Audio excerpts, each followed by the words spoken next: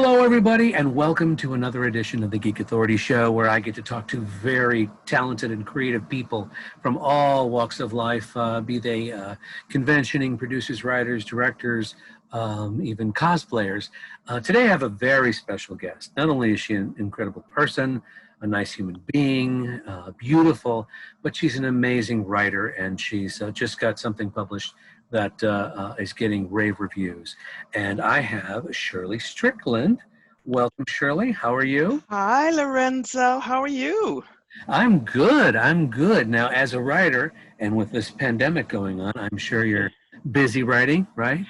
I am in a very strange way. This is kind of a blessing, I guess, for many writers because this downtime is precious, but also it does force you to focus because there's not a lot of distractions.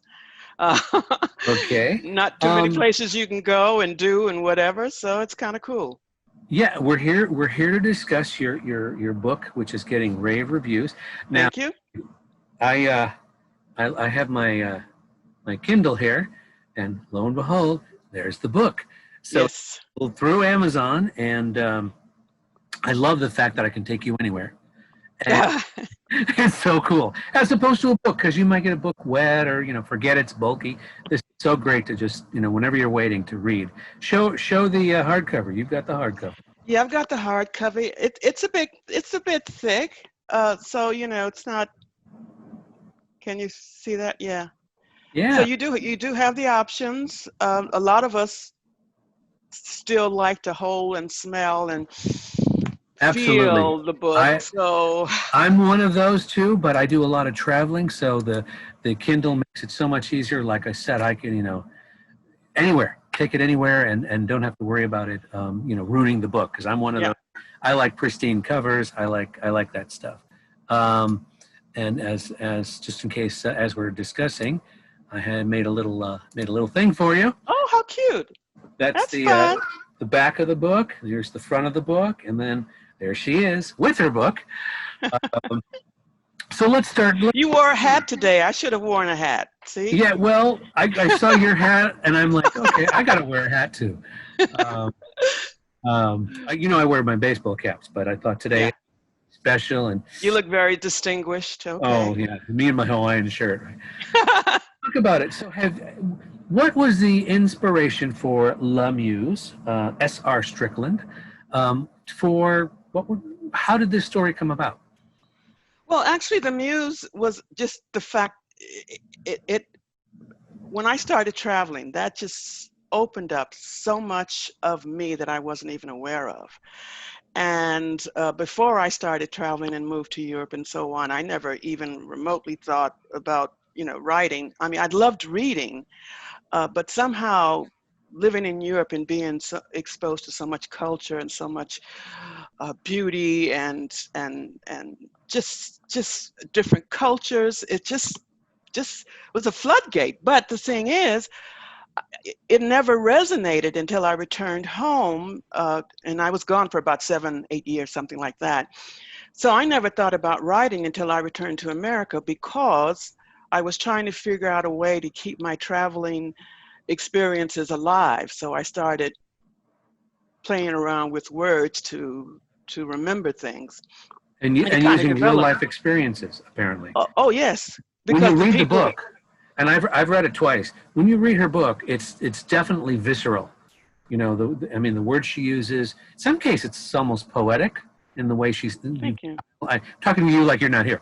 The way you stylized it. It's not only artistic, but it's kind of gritty in some parts and incredibly moving in a lot of others.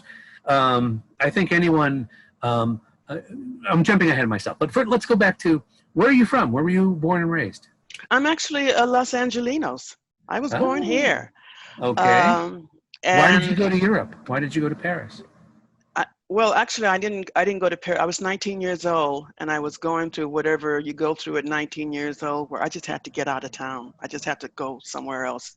And most teenagers just move out of the house. I moved out of the country.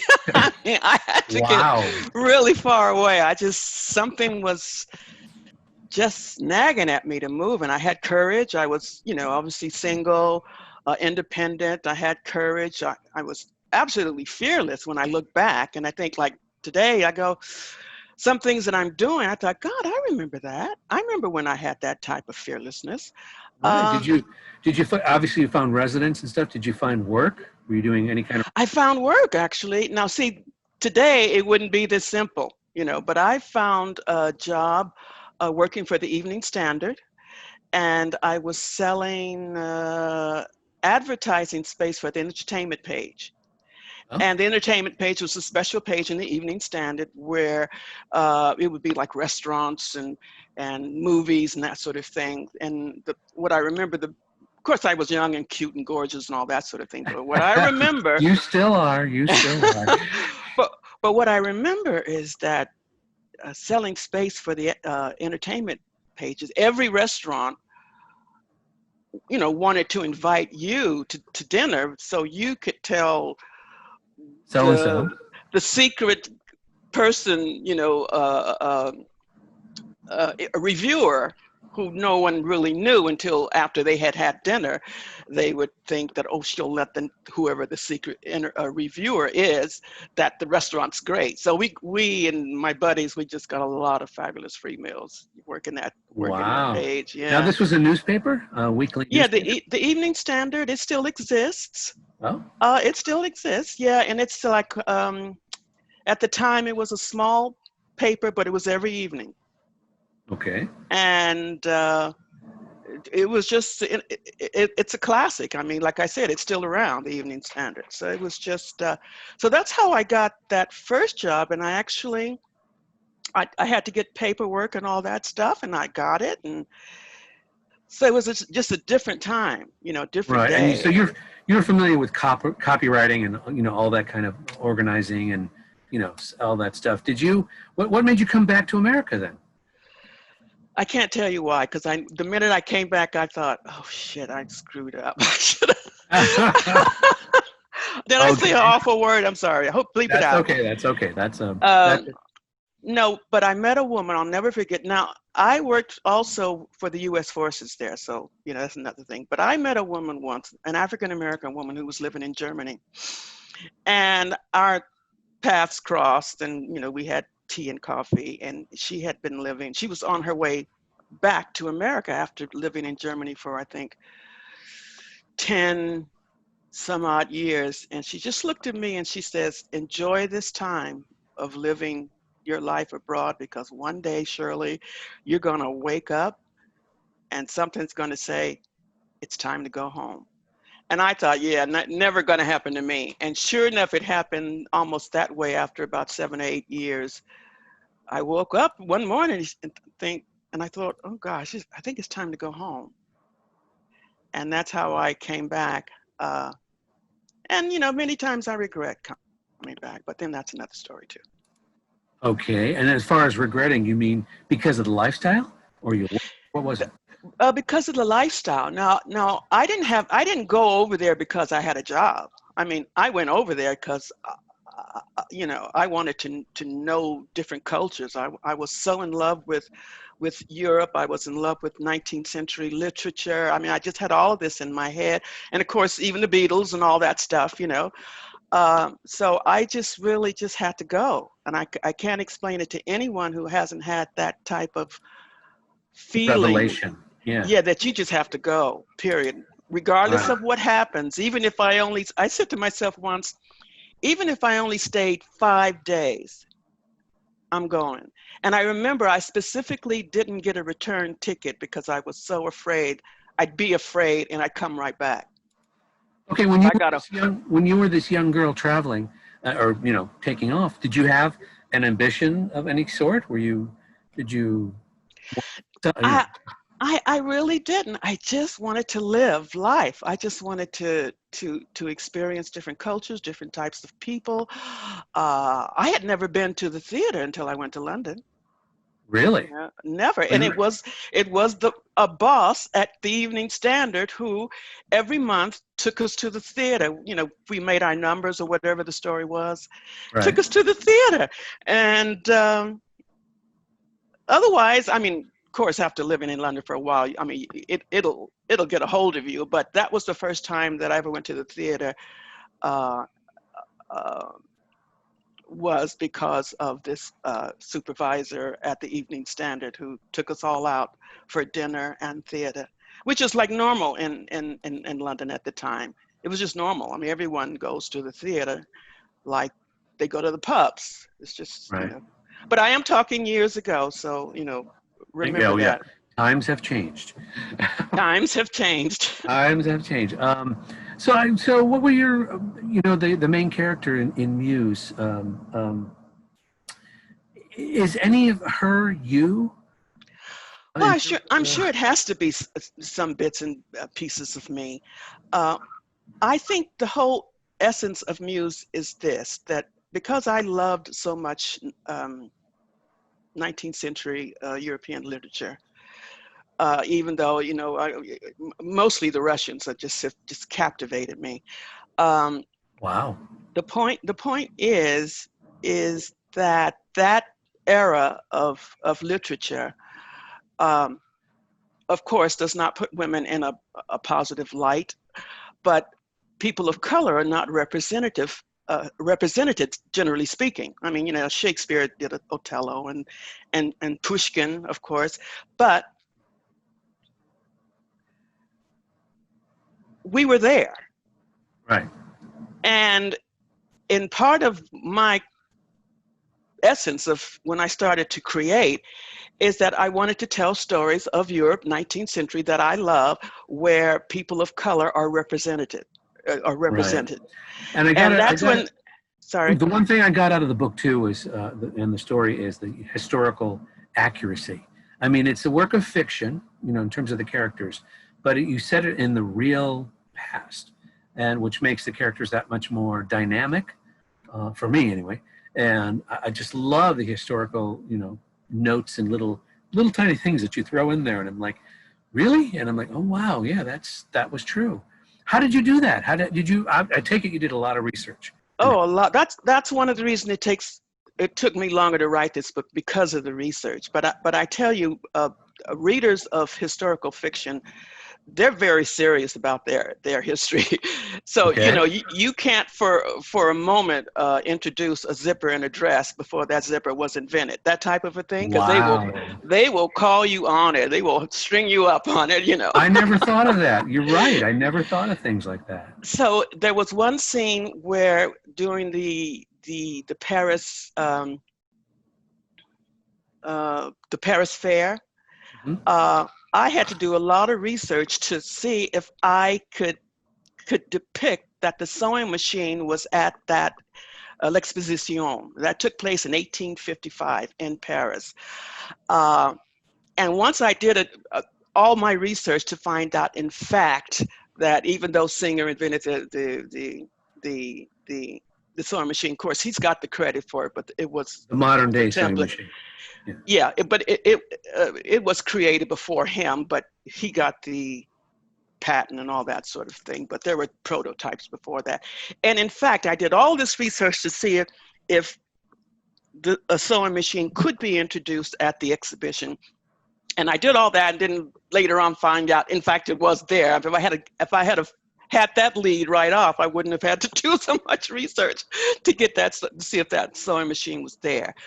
But it's the research which is so enjoyable, but for a writer, it's very challenging, because you can research and, let's say, write 2 or 3 pages on your research. Okay. In the end, when you're editing, it may not be effective, so it all goes out. Like with Peltier, Peltier did find a job working in the Paris sewers. Now we're talking a time where Paris is being reinvented to the Paris that we know now. This is because of the Industrial Revolution and all these changes that are being made with Baron Haussmann and the Emperor. Right. And Oh, sorry, go. But I'm just saying that I did all that research because I thought it would be a really good idea to have him at least attempt to find work before he goes down his road of destruction. And I found work for him in the sewers, but it ended up being completely cut out because it didn't do anything to enhance.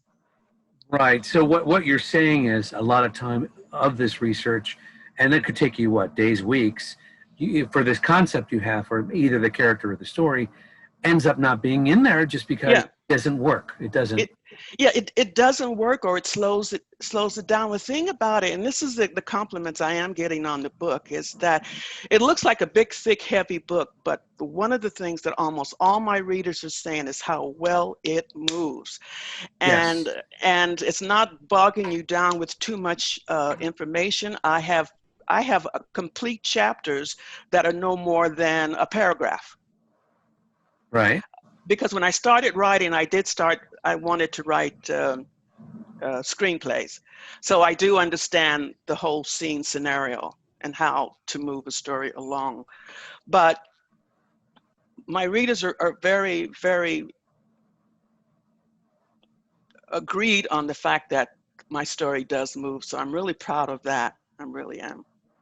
Yeah. I'm pulling up like different chapters, and Muse remained in her room for the rest of the evening. She ate nothing. She lay in bed reading and rereading news about the I hope I say this right, Crimean War, in the now dated French journal. Crimean, yeah, Yeah, the and it's Crimean like War, yeah, it's right yeah, here, folks. Okay, let's step back yeah, a little bit. For those who don't know, let tell your how do I say this? Your tell us about the story from your words. Just a short little. What's this book yeah. about? Well, this is a story of a 16-year-old American slave who goes to Paris in 1855 with her owners. Now, she has a secret that she has been harboring for, 10, 15 years, a secret that if her owners knew that she had, I mean, she could be killed. So wonderful cobblestone streets of Paris with her owners, but she also knows that France had outlawed slavery decades ago. So she runs, she takes off, she figures it out. Uh, she then, of course, learns that they had hired a bounty hunter. So she is trying to recreate her life, knowing that a bounty hunter is after her. And she's also having to learn how to survive on her own with the skills that she had uh, as a slave. Now, many slaves have absolutely very marketable skills. I mean, skills that they can make a living of. Right, and And her character learned how to read and write. yeah, but that was the very beginning of her life, around 6 years old, and that was a major uh, uh, break in law. I mean, Right, slaves were not unheard of. Yeah. unheard of. So it was an abolitionist that taught her in secret. So, but she had to spend all these years pretending to be ignorant, because if they knew, Keyword if her, pretending. yes, and she got caught a couple of, not caught, she almost got caught a couple of times where she forgets that she's smart, or she forgets that she can read and write, and she's, just a natural person comes out and she has to bring it back in. So you can imagine living your life not being able to express yourself, afraid to express yourself, making sure you don't make any mistakes. Uh, I mean, you can imagine how challenging that is, and how many of us would have, Yeah, but probably. as the story goes on, she becomes a stronger young lady, and makes her mark, and kind of. Absolutely. She evolves. That is her awakening. She evolves once she gets away and she realized the courage that she has. But the thing I like about Muse is that she is intuitive, and she really embraces her intuitivism, and that's her survival skill. That is her biggest, her strongest, that female intuition saved her more than you can imagine. So so the characters that I introduced with her, I did borrow, because we all love Dickens, because Dickens always brought in such crazy characters of the fantastics, the evil, though I really stress not to make any of my characters one-dimensional. Even Peltier, who's the antagonist, I really got into him. I had to delve into a mind of what makes a not just a bounty hunter, but a human trafficker tick. Right. So yeah, it was a great journey, and it was hard to let it go, but I guess I haven't let it go, because I've had a couple of book clubs ask me to participate. And it's a joy to hear your readers talk about your book, and to engage, for a writer to engage with their reader one-on-one. It's simply amazing. You Me learn too. from it. You learn so much. Absolutely. And so I've had two of them, two book clubs that honored the Awakening of La Muse, and it has just been such a delight. I mean, if I thought this was like a one-time book, it isn't. No way. I mean, because the encouragement your readers give you is amazing. And then the Town Street. The Town Street Theater Group at the Stellar Adler Theater in Hollywood. They did Reading, right? a literary event that featured Muse, and the All right. performers Let's talk actually about took on that. characters. Yeah. Let's talk about that. The accolades now. What kind of I know you've gotten many recognitions, but what are you most proud of in terms of the people responding? What award? I am proud of the Town Street Theater Group, because it's something about the first time your characters come to life through a trained individual that knows how to read, and a voice. And in this case, they did have to do some performances, of, You mean actors doing this? yeah, actors in a theater group. So to hear your words come through a trained actor, it's just, I remember sitting there, oh Uh-oh. God, I was shaking. So I shook through the entire performance. It was like the energy was so exuberant in me, and I'm trying to be, ladylike, and be very, and I'm shaking. I mean, every part of my body was shaking. And Nerves? You were nervous? I don't know if it was nerves, or it was just the fact that to see my Or words. the impact, or hearing the impact of your own Yeah. words on stage. Yeah. So it wasn't nerves on my part. It was just to hear it come back to me in that way. It was just So if you amazing. were sitting beside yourself, you'd be going like, I wrote that.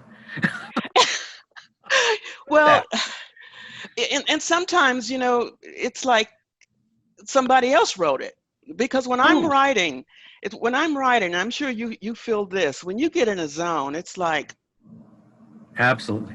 it's when you get in a zone. Now, for instance, I'll get up.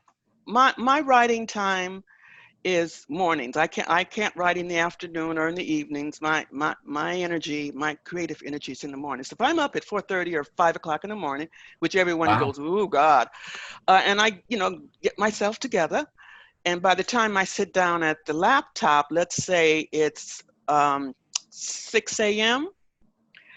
And when I'm really on a roll, I look up and it's like 1 o'clock, and I'm Wow. going, no breaks or nothing. Whereas, So 5-6 you know, hours worth of writing. That's pretty but good. but you're in like a trance. I mean, you come out Right. of it and you go like, where am I? Oh, But be honest, do you have a lot of days like that? Or are there some days you sit in the computer and you go, I just can't, it's not happening?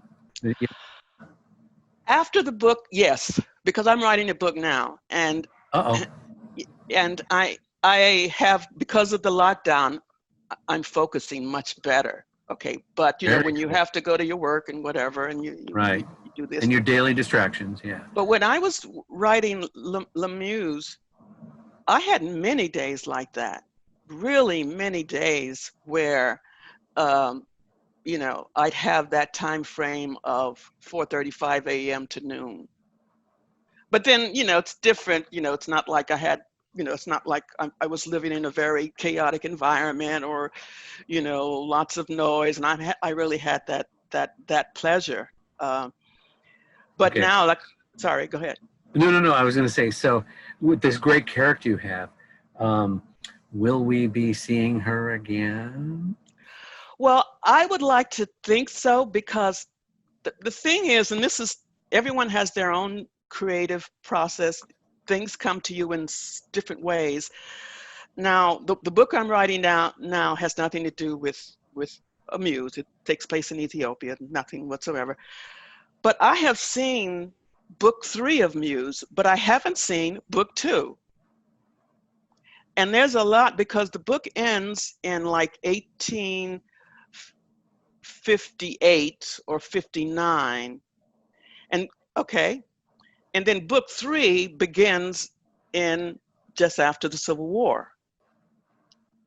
Stuff happens in between then, and I haven't seen it Right. yet. I'm curious, how is your mind thinking that you've got this wonderful start, you've got this, you know, pre-thought out kind of ending, and nothing, how did your mind go, I'm going to jump to the end, but not everything in between? How does that happen? Well, it happens. I mean, Do you sometimes, do outlines? Do you have an outline or no? no, no, Do I don't outline? do outlines because it changes too much. Oh, For an example, when I started writing Muse, characters who I never thought of appeared. They would never have been in the outline. that's because they And move the story, right? They're moving the story. yeah, and then they do tend to just pop up, you know. I mean, really, I mean, they do. I mean, it's like, it sounds like metaphysical, Connection. spiritual Yeah. connection. It is. Well, for Right. me, everyone has it differently. But then I was in Paris in October, just before the world went Shut crazy, down. and I went to the library and I was looking for some, and I found some things that could start off a book 2, and I got some images and whatever. Um, so yeah, I mean, I think it can go further. I mean, I don't, I thought I wanted to let Muse go, but actually there's more to her. Right. Well, the way you wrote her, it's like you could do in my opinion, you could do a kind of a series of adventures of her, and I mean adventures in terms of historical, her life Yes. growth. You know, I don't know how you plan to end it, but make her, some sort of important person in society. I don't know, but I would love to see where she goes. Yeah, well, actually, I the know. more I talk with people, the more I talk with people, I see it too. And I How was long? inspired. How long Sorry, did it take you from beginning to end? How long did it take you to write it it? took me about 5 years, Wow. but it won't take me this long. It won't take me that long this time because I know so much more. You know, I know You mean shortcuts the and whatever. Ethiopian book you're talking about? Oh yeah, I'm already. I pretty much finished that. I'm just going through the edits now. Okay, Uh, so let me write this down. When can we get the new book? it will be next year sometime. Oh, cool. Oh, cool. But well, that's another story. Anyway, yeah, but next year sometime. And Awesome. all the while you're doing things like that, you know, you, Coming up with you're more ideas. well, you're looking for book covers and stuff, you know, and this is what is Yeah, very challenging about it that's is that. That's an amazing book cover. How did you find that image? I got permission from the Rijksmuseum in Amsterdam to use it. They sent me because it's public domain, Right. even though it's in their museum hanging. It's public domain, so they sent me the image I could use that was like, I don't even know how many. This was wonderful. Um, so that that was what, and that was amazing. And a colleague, an actual colleague in a workshop, a writing workshop, found it because we were in the workshop and we're all reading each other's works and all that sort of thing. And she emailed me one day and she said, "Shirley, I've just found Muse." I went, "What?" So she sent it to me and I thought, that's her.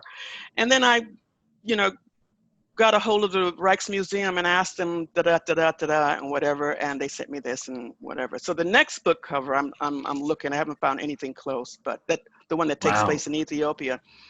But that's the one thing about, you know, the whole publishing, self-publishing yourself, is that you control everything. Right. And I've talked to so many writers who tell me that the fights that they get in with their publishers about just simple things as book covers. I mean, book covers that aren't interesting, or book covers that have nothing to do with the stories. They just tell you these tales. Right. Uh, So you how know, can people, if they wanted your book right now, where do they need to go? oh, they can just go to Amazon.com, and there's a You've heard link of that, right, somewhere. guys? And it's there, and read some of the reviews. I'm getting good reviews on Amazon, on Goodreads. I've got good reviews. It's good. Trust me, it's a good Yeah. piece. It's a So very I'm proud of it. Otherwise, I promise you, I would not have put my name on it. yes. And ever since I've known you, I've been encouraging you to write. And I think, you know, the good side about the pandemic is you've got the time now, and Yeah. it sounds like you're focusing on the new project, and it's amazing. Yeah, I tell you, Lorenzo has been really great with me. He's like, he'll just be like, are you writing? Are you writing? How many words did you write today? And, you know, things like that. It's just little things. And going, I'm going, oh, really? Yeah, I've been called a mother hen more than once. So, but it's because it's so good. I mean, you need to be prolific. You need to get your feelings out there, and it is a fictional story, historical fiction, but it's a character you care about in the end. And I don't know anybody who's read it who didn't say, okay, where's volume 2? Where's, you know, I tell you, my readers really, really do love it. And in one way that you know, as a writer, and you know, it's not people just being polite and whatever. They just go into details. I mean, even I'm thinking I'm going to have to reread my own book because they're asking me questions I forgot about. You know. Yeah, and then when you're on your 10th book, you're like, do you remember book 4? When, but okay, for those who are thinking about it or are aspiring writers, because you're a self-published writer, any advice to people? The process of writing or the publishing part? Anything you would tell new people who are thinking about trying this? Well, about the writing process, the one thing I will stress, because this is the one thing that was like my Achilles heel, you really do have to take criticism. Oh, You have to let people say, even if they're way offline, because you know what you're trying to do. right. And even though you say you know what you're trying to do, obviously you're not doing it because people wouldn't be saying the things that they're saying. So go to workshops, take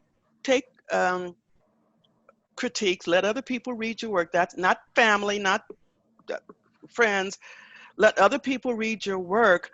And then I promise you, one day it's going to click. You're going to really know what you're doing and where you're going, to the point where someone will give you a very strategic criticism, but you know, no, I know what I'm doing now because I've been at it for so long. That's a good critique, but that's not about my book, you know. Right. So basically, keep writing and show fellow writers your work to kind of get an angle of what's being perceived versus what you're trying to write, is what you're saying. Yeah, and if you get into a good group and you trust You're the people you're comfortable. with, you're comfortable, you're going to relax, and you're going to start being able to hear. You're going to start to be able to hear the comments that are being made and not take it personally. Right. So And what about the sorry, publishing side? How hard was the publishing part? the publishing side, the actual publishing of the book is not, I don't think, that hard, because I went through Amazon in the perfect stages. But what makes publishing so difficult, and you really have to embrace it, because you just can't do everything. I should have many more readers, but the marketing aspect I'm just not able to do because it's taken away from my writing. And that's Right. the point. You've got to write, you've got to be able to produce good product, and you just can't do everything. Right, and what you're talking about is the fact that you've got the, you've written it, it's got published, you've got a, either, you've got the Kindle version or the PDF version, or you've got the hard copy, and then you want to get it out there, let people know it exists so they can actually buy it and read it, is what you're saying. Yeah. And And word of mouth is a good thing, though. well, actually, my biggest successes have been word of mouth, because that's how these book clubs find you, you know. And these book clubs, the first one had, I don't know, 25 members. The other one had 18 members. I mean, these are people that not only buying your book, but these are people that are telling other people, oh, are you I still just want to there? show, while you're talking, I just want to show them. Oh, okay. That's the cover. That's what you want to look for. But no, keep going. Yeah, and that word of mouth does really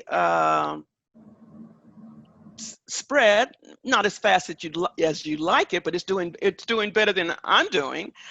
How about Also, how about social media? Has that helped you? not much. I mean, it has, yes, but not like the book clubs and the book festivals and that sort Oh, of thing. It just seems like when I'm there. oh, tell us about your book, your festival. Your first time actually being with your book, selling your book, and then people asking for your autograph. How was that for the first time? It seemed right. I mean, it was just, that's the way it happened. I mean, I'd go, I didn't know what I was doing. I had you know, I was sharing a table. I had my little paraphernalia. I had book covers, I had books.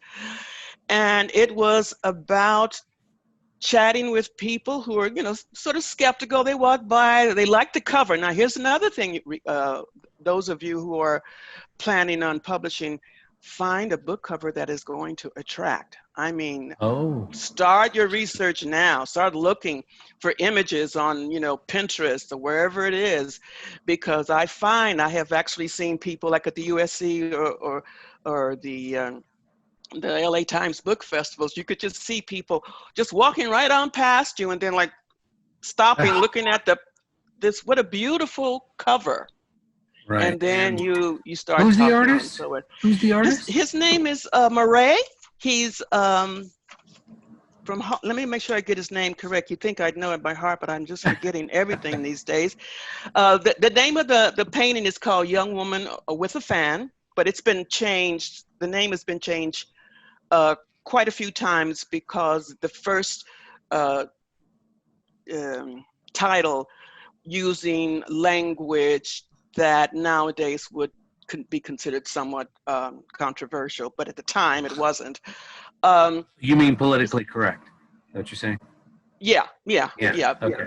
Like, I think one of the first titles was La Negresse, which at the time was describing, a Negro, a woman, right? Which is okay, but it has evolved as the years go by. The painter is named Simon Willem Maris. He's Dutch, and he was born in 1873, and it's an oil canvas at the Rijksmuseum. I was taking this French class, and I had a debate with the French professor about the name, the description of La Negresse, and I never took that offensively. But then when I hear it, it was back in the 1800s. Okay, Right. but he did say it evolves during the centuries. It evolved to where now it's a no-no. So Oh. I think that's why they changed the name of the painting, because Okay. as the La Negresse. Well, do you know? I'm sorry. Did you say when it was painted? When was it painted? Yeah, it was 1873. Okay, so the artist is probably no No, longer. I'm sorry. No. Sorry. He was born in 1873. The painting was painted in 1906. 1906. It's a beautiful cover. I mean, Isn't it? Yeah. it's a beautiful cover, and that's what you mean by keeping in touch and interacting with other writers. Somebody sends you a picture and go like, oh, there she is, and then Yeah. the rest is history. Literally. Yeah. So I really do encourage writers do try and find a workshop that you trust and Right. is authentic. It is so important. Now, I'm going to include, when this video drops, I'm going to include all your connection, your email, not your email, your Amazon links, Link, yeah. other things. And if someone were to drop a question on my video here, I'll certainly pass it along if the information, if you want to contact them. But That'd be wonderful. yeah, because you may, so the writer out there may be like, well, I've got a couple questions, and I'm like, if that's okay, I mean, I'll just Oh, forward. absolutely, absolutely. I'm getting people asking questions about. I had one individual, one reader, come up to me at the LA Times, Uh-oh. and he just kept lingering around and lingering around, and I'm selling books and whatever, and then finally he came up to me. He started asking me these questions about Paris at that period. And Uh-oh. I answered him to the best of my ability. And then after all, he said, "Okay, I'll buy one." He said, I just wanted to see if you really knew your time era." And he bought a book. He says, "And I promise you, I've been coming to this venue for 10 years. I've never bought a book before." So Wow, that's a so you compliment. so so I'm trying to remember everything, but Have it you is heard hard. back? Have you heard back from him? Oh no, I don't know. I don't know. Oh, okay. You should have got a business card or something and said, "What do you think?" Well, I think he signed my email list. Okay. Yeah, something like that. But I've never heard from him. Or if I have, he didn't remind me of how I know him or something like that. But so I'm happy for you. Oh, You got a really good venue developing here. So good for you. yeah. It's kind of like, they shut down theaters and movie houses and everything that I do, conventions. Yeah, Like, yeah, okay, I'm sitting at home. What can I do? I like yeah. talk to creative people, and I've had writers and producers and actors. And what's fun is I get a lot out of this, and hopefully, you viewers are watching get a lot out of this, because obviously, you've perfected your craft enough to share your creativity with everybody. And I'm not, and I've known Shirley for a while, but I'm not saying this because I've known her. The book is really amazing. It's heartfelt. It's moving.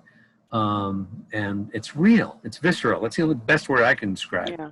I'm very visual. If I can see it in my mind, I can find the words to Right, you describe doors as they're opening handles, and it's like, ooh, you're there. Well, I like to read, and I have one of those imaginations where, whatever's in my head is how I see it, but it comes from you. It comes from your words, and my mind makes it, three-dimensional in my head. So, but what do I know? That's good. That's good. Thank you. Anyway, any final words to people watching about it? Well, I just want to, if you're, read historical fiction, please take a look at it. Pick up a copy. Even if you don't, I think you'll enjoy the adventure of the development of this young woman. I mean, she really allows herself not only to survive, but she allows herself to open up by taking baby steps, and and you can imagine she's in Paris alone after she runs away. She's just learning the language. She has no money, so she really figures it out, and it's all intuitive and being very, very smart in the choices that she makes, which is why I as much as I love 19th century literature, a few women have that. A few characters, the characters have that type of chutzpah. One reader asked me a question, and I remember Jane Austen had said once that all of her female characters will always find good marriages and be financially sound, something of that sort. And I said, well, all my female characters are going to be able to figure it out and survive. Yeah. And be individuals and unique. And be all that stuff. Be all that courage and independence and just going forth. Well, the old cliche is true. What doesn't kill you tends to make you stronger. So. Oh yeah. So she came a long way.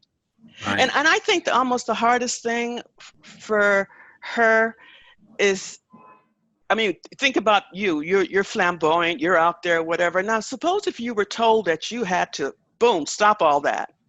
I mean, can you imagine living your life not being able to have one authentic instinct that you could, Call my own. Yeah. yeah? Yeah. I mean, just Absolutely. think. Anyway, Absolutely. So so new book is next year, right? yeah, I'm pretty sure it'll be out by next year. Okay. And you have a website too, right? So I can put it as well. Yeah, I'll send that to you. It's the penpanther.com, and Okay. that's Make sure you pen as send that to me so P-E-N, when yeah. this airs, I can put it below. And again, the book is The Awakening of La Muse. Here's my copy, Kindle version. I also have a hard copy. Don't get me wrong. I first read the hard copy, and then I downloaded this version, and now I read this one all the time. By S.R. Strickland. I know her Shirley, but S.R. Strickland is the author, and it's on Amazon. It's easy to get. Whatever you want, hardcover, digital, both, whatever. It's all available. But it's definitely a worth read. Don't take my word for it. As she said, if you look at Amazon, you can see the reviews. They're glowing. The detail, the character, it's worth it. So go get it. Shirley, thank you so much for doing this. Thank you for inviting me. And this is fun. You're beautiful. You're talented. You're amazing. And listen, she's a really awesome human being. Let me tell you. Yay. Listen, I just want to wish you well. I thank your audience for spending time with both of us. Please wear a mask. It's not hard. It's Absolutely. really easy. And it's safe, and it keeps you safe, it keeps me safe, keeps Shirley safe, it keeps everybody safe. So yeah, good advice, good advice. And wash your hands too. That would help a lot too. And social distancing. Jazz hands with soap. Jazz hands with soap. See, Shirley, you're 6 feet away, Shirley, 6 feet. Yes. Anyway, thank you so much. Thank you. Hopefully, you like this, the Geek Authority show. My name is Lorenzo Marchessi, and I just, in case you haven't yet, there's a button somewhere up here where you click to subscribe. That'll let you know when I have new videos posted or dropped. And then there's a little bell, too, that helps in that process.